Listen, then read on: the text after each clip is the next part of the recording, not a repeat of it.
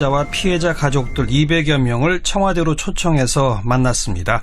이 자리에서 문 대통령이 늦었지만 정부를 대표해서 머리 숙여 사과와 위로의 말씀을 드린다, 이렇게 이야기했고 진상규명 의지도 재확인했다고 하는데요. 오늘 청와대에서 문 대통령을 만나고 오신 세월호 희생자죠. 단원고 김유민 양의 아버님 김영호 씨 스튜디오에 초대했습니다. 어서 오십시오. 네, 안녕하세요. 네. 오래 단식하셨던 유민 아빠 김영호 씨, 이렇게 네. 소개해야 더 잘 알죠, 청취자들이. 네, 김영호 하면 몰라요. 네, 그냥 그러니까. 저희 딸 유민이라는 이름을 붙여서 유민 아빠 해야지 아마 국민들이 많이 압니다. 그리고 오래 단식하셨던. 네, 총 며칠 단식하셨죠? 그때? 46일이요. 46일. 저랑도 여러 번 뵀는데 네, 그 사이에 살이 좀 찌셨습니다. 네, 몰라봐요 국민들이. 수염 기르고 예. 강력한 인상, 이런 모습을 보다가 이제 시내나 나가서 이제 이분이 유민 아빠다. 예. 몰라봐서 미안하다고. 예. 많이 몰라봐요. 예. 너무 저도 많이 편해졌습니다. 정권이 교체됐기 때문에 편해진 것 같아요. 5월 9일 날 정권 교체가 되고 문재인 대통령께서 당선이 되고 이제 마음을 놓기 시작했어요. 네, 네. 마음이 너무 포근해지더라고요. 이제 됐다. 이젠 좀 믿음이 네, 간다. 신뢰가 있기 때문에. 네. 지난 정부에서는 저희 가족들한테 신뢰를 안 줬거든요. 불통, 소통을 하지 않았고 그래서 믿었던 거죠. 네. 지금 할 일이 없어요. 가족들이 농담으로 자꾸 이런 소리 하거든요. 이제 뭐 하지? 투쟁할 일도 없고 이제 예. 이런 얘기를 할 정도로 예. 가족들도 편안합니다, 지금. 예. 이렇게 미남이신지 몰랐어요, 저도. 아니에요. 조금 아까 언급하셨던 것처럼 바싹 여유이셨고 표정은 굉장히 찌푸려져 있는 표정, 수염 덥수룩하고, 저도 매우 긴장된 상태에서 유민 아빠를 뵀었는데 네. 오늘처럼 이렇게 편안하게 또 말씀 나눌 수 있는 게 참 큰 진전입니다. 네, 방송하기 전에 국민들한테 정말로 고맙다고 다시 한번 감사 인사드리고 싶어요. 네. 네. 촛불을 밝혀주셨기 때문에 정권 교체가 가능했던 것 같아요. 만약에 정권 교체가 안 되고 또 자유한국당이 또 집권 여당이 됐을 경우에 저희 가족들은 아직도 집에 못 돌아갑니다. 네. 네. 아직도 또 강화문에서 계속 또 호소하고 있었겠죠. 예. 가족분들 정신적 트라우마 등등으로 몸도 아프신 분들 많았잖아요. 지금도 많아요. 그런데 조금씩은 좀 건강이 좋아지십니까, 이제? 모든 병은 그렇더라고요. 마음에서 신경 때문에, 신경성, 그리고 트라우마 때문에 육체까지 아파와요. 네네. 지금 저희 부모님들 말을 안 해서 그렇지 저하고 이제 가끔 통화하면요, 어디가 아픈데 병원 다니는 사람들 되게 많아요. 너무 힘들어 하셨고. 근데 그나마 이제 좀 믿음을 가지시면서 네. 조금씩 회복이 돼 가시는지 그게 네. 좀 궁금해서요. 오늘 그렇지 않아도 그런 얘기도 했어요. 저희가 이제 트라우마 치료 중에 심리적인 치료가 있고 또 육체적인 의료 지원 혜택이라는 게 있거든요. 그렇죠. 근데 이건 벌써 끝났어요, 작년에. 이게 가족들의 보여주기식 하나의 트라우마 지원책이었기 때문에. 예. 그래서 이런 부분도 지금 아픈 사람들 너무 많다. 예. 이거는 국가 차원에서 좀 더 연기하고. 당연히 그래야죠. 트라우마 센터도 건립을 해서 우리뿐만 아니라 재난과 참사를 지금까지 네. 겪었던 분들 이용도 네. 하고, 그래서 좀 이런 부분도 많이 저희가 얘기를 했어요. 네. 그런 부분도 고려해 보겠다고 얘기했습니다. 그나저나 대통령께서 이렇게 가족들 청와대로 직접 초청해서 이런 만남을 갖게 된 것 자체에 대해서는 어떻게 평가하세요? 저는 너무나 생각을 하고 있었어요. 정권 교체되고 우리 이제 얘기 들어주려면 부를 수 있겠구나 했는데 막상 초청을 받고 어제까지도 이런 감동을 못 느꼈었거든요. 근데 오늘 버스 타고 가면서 계속 입술을 깨물었어요. 눈물이 여기까지 오는 걸 참고 가족들이 가는데 또 우는 것도 그렇잖아요. 청와대 안에까지 가서 계속 참았어요. 참았는데 대통령께서 나오셔서 이제 연설하실 때 도저히 못 참겠더라고요. 그때 울었어요. 제가 지난 3년 동안 너무 힘들게 싸웠거든요. 저는 정말로 40여일 단식하면서 했던 게, 대통령님 약속 좀 지켜주십시오. 면담 신청을 직접 37일째 굶은 아비가 청와대 앞에까지 가서 면담 신청서도 작성하고 올 때 경찰들이 앞을 막고 또 청운동 앞에서 가족들이 계속 노숙농성하고 이런 힘들었던 생활을 3년이 넘게 했었어요. 네. 그게 한순간에 이제 응어리쟁이 한이 맺힌 게 폭발을 하더라고요. 그 대통령님 이제 연설하고 얼굴 보니까 이제 녹아내리는 거예요, 이게. 그래서 저도 모르게 이제 계속 눈물만 흘리고 감격의 눈물이었죠. 네. 그만큼 말로 표현할 수 없을 정도로 너무 감동적이었고요. 그리고 불러주셔서 정말로 감사드리고 또 세월호 때문에 단식 같이 하셨던 것 또한 정말로 감사드리고요. 감동의 날이었다고 봐요. 그렇게 만나서 이야기만 좀 나눠도 한이 풀릴 텐데 그게 이렇게 오래 걸렸군요. 제가 저희 가족들이 바랬던 게 그거였어요. 들어달라는 거. 아픈 사람들은 그래요. 우리가 길거리 나가서 왜 외치고 싸우고 그러겠어요. 안 들어주니까. 그냥 아픈 사람 가족 그 말 한마디만 들어주면 되거든요. 그게 모든 위안이 돼요. 그냥 들어만 주면 되는데 전혀 들어주지 않았잖아요. 그리고 방해하고 오히려 더 우리를 종북 빨갱이, 네. 유가족충, 네. 또 뭐 시체파리까지 이런 얘기를 계속 국정원에서 지시하에 계속 나쁜 엄마 아빠 이걸 만들어줬던 게 지난 정부였던 것 같아요. 저희가 바랬던 거는 들어주면 되거든요. 네, 네. 방금 언급하셨듯이 문 대통령이 우리 유민 아빠께서 단식하고 계실 때 그 네. 현장에 찾아와서 함께 단식하셨죠? 네. 함께 며칠 단식하셨어요? 10일. 열흘이나? 네. 오늘이 좀 특별한 날이에요. 제가 16일 날 교황을 만났던 날 광화문 네. 광장에서 네. 그게 8월 16일이었군요. 네, 16일이고 그 3년 만에 또 대통령 취임하고 저희 이제 초청하셨고요. 그러네요. 그리고 대통령님 만나도 한 200여 명이 같이 가니까 예. 대표단들이 발언하고 이런 순서가 정해져 있기 때문에 이제 제가 할 수 있는 발언은 없을 거라 생각하고 네. 어제 밤새도록 편지를 썼어요. 그래서 이제 손편지도 3년 만에 교황한테 오늘 편지 보냈거든요. 손편지를. 네. 오늘 또 대통령님한테 또 편지 보낸 3년째. 날짜가 이렇게 잘 맞아 떨어졌어요. 8월 16일이 제2의 생일이 되시겠네. 네, 그럴 것 같아요. 잊지 못할 날이 되시겠어. 네. 그나저나 열흘이나 함께 단식하시면서는 그때 많은 대화도 나누고 그러셨을 거 아니에요. 네. 친해지셨잖아요. 어쨌든. 네. 오늘 반갑게 만나셨어요. 어땠어요? 한쪽 이제 로비 쪽에서 이제 오시면서 가족들 다 악수하고 왔었거든요. 오다가 이제 제가 이제 저 얼굴 보더니 한 1, 2초 쳐다보더니 꽉 안아주시더라고요. 그때 또 막 한마디 하고 싶었었는데 네. 눈물이 나가지고 우은이라고 말을 못하고 돌아서 버렸어요. 그 정도로 감동을 많이 했어요, 오늘. 그냥 고맙다고 말 한마디 해주고 싶었는데 눈물이 갑자기 안아주니까 막 복받치는 거예요. 네. 그래서 말을 못하고 그냥 안고만 있었어요.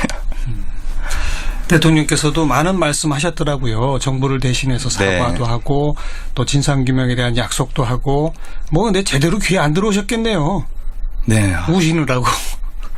들으면 다 해준다니까 그냥 정부가 알아서 나서서 진상규명 당연히 해야 된다라는 얘기 막 할 때 그럴 때 그냥 이제 시작 우리가 맨날 그랬잖아요. 3년이 지난 지금까지 시작? 언제 시작할까 했는데 지금이 이제 시작인가? 네. 진짜 시작되는구나. 그런 것 때문에 말 귀에 들어오는 것보다도 감동, 감격 이런 것 때문에 이제 적었어요. 적어왔어요. 한마디 할 때마다 다 적어가지고 기억을 못할까봐. 네. 오늘 같은 날은 감동적이어서 기억을 못할 날이 많거든요. 함께 가신 다른 가족분들도 다들 그렇게 비슷한 심정이었겠죠? 네. 저는 이제 목숨을 걸고 단식을 했기 때문에 더 아마 남들보다 더 감격스러웠을 거예요. 죽음 문턱 앞에 가본 사람들은 더 희망이라는 게 더 잡고 싶잖아요. 그래서 더 눈물이 났던 것 같아요. 네, 네. 그리고 이제 유가족 대표께서 또 대표 발언을 통해서 이것저것 요구사항도 이제 말씀하셨고, 네. 그중에 이제 가장 중요한 게 강력한 권한을 갖는 제2기 특조위를 만들자. 네네, 그랬습니다. 그건 지금 논의가 어디까지 진척이 돼 있죠? 그래서 오늘 대통령께서 저희가 이제 가족들이 그런 모두 발언을 했어요. 제2기 특조위가 강력하게 수사권, 기소권을 부여하면 그런 상설특급까지 예. 겸해 있는 정부 청와대 조직으로 해서 다시 또 기구를 만들기로 했었잖아요. 근데 그거 안 하기로 했죠. 정부 차원의 진상조사위원회는 안 하기로 했어요. 네, 안 하기로 한 대신 예.